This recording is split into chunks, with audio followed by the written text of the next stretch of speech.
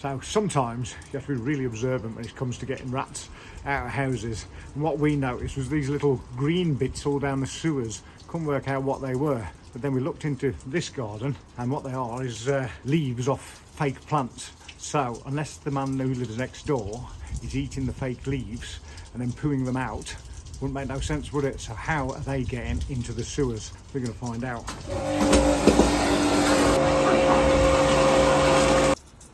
Rick, I think there's a bigger hole than what them leaves are getting through. So there's some of them leaves. We'll go and look in the garden in a minute. But look at this in the pipe. It's a washing powder ball. Washing powder ball thing, isn't it? So just inside that, I might be able to pull it out. How strange! Oh, it's just out of reach, I think.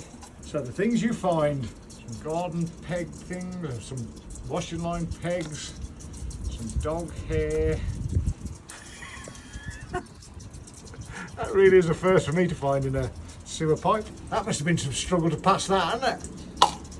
So this is an issue that can be sorted out by using one of our flaps. It's ideal in this situation. We know there must be a hole up there big enough for a rat to get out of because you saw that big ball-shaped thing that was this big. We know there's an issue up there, so a flap's going to take that out of the equation. Flaps can't always be used though. You've got to know what you're doing with flaps and where they can go and where they legally can't go.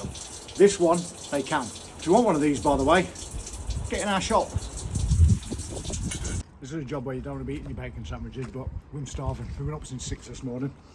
Nearly solved this, well, I was going to say 2 or 3 year problem, but our customer, John, the people he bought the house off, sold him knowing that they got a rat problem. We've just talked to the lady at the end of this street. She says her mum and dad have lived here for 50 years and they've had rats for 50 years.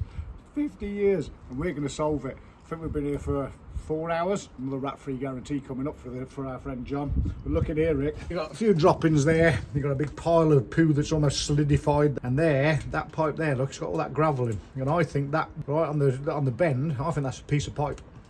I'm going to get in there in a minute, once I've eaten my bacon roll. Let's have a look then, Rick. Yeah, I think that's a piece of pipe.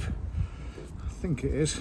Let's get the big jetter out so I can get the camera down and just to make sure that our theories are correct. Looky here, Ricky. We've got a pipe that doesn't go anywhere. That's a redundant pipe, and it's literally distance-wise. See where those bricks have dropped on in front of the garage door? That's where the rats are getting out, isn't it? That's where the rats are getting out. But we'll carry on, see if we can find any other problems. We like to be extra thorough. Otherwise, we won't be able to give you a lifetime, rat-free, money-back guarantee. Looks like we've cracked this one then, Ricky. Another rat-free guarantee. Bit of a different one, this one is though.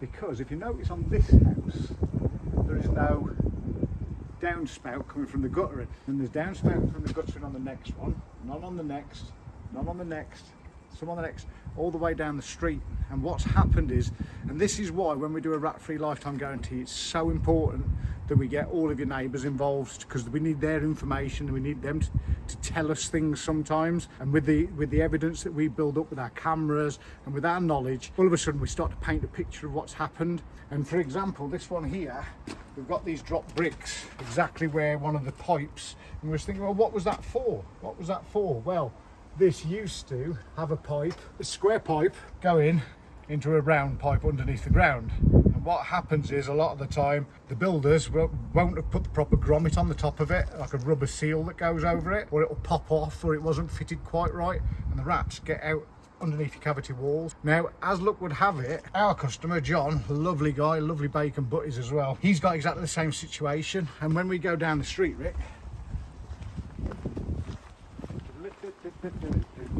on this house, look, it's been diverted. It goes this way now into a soakaway.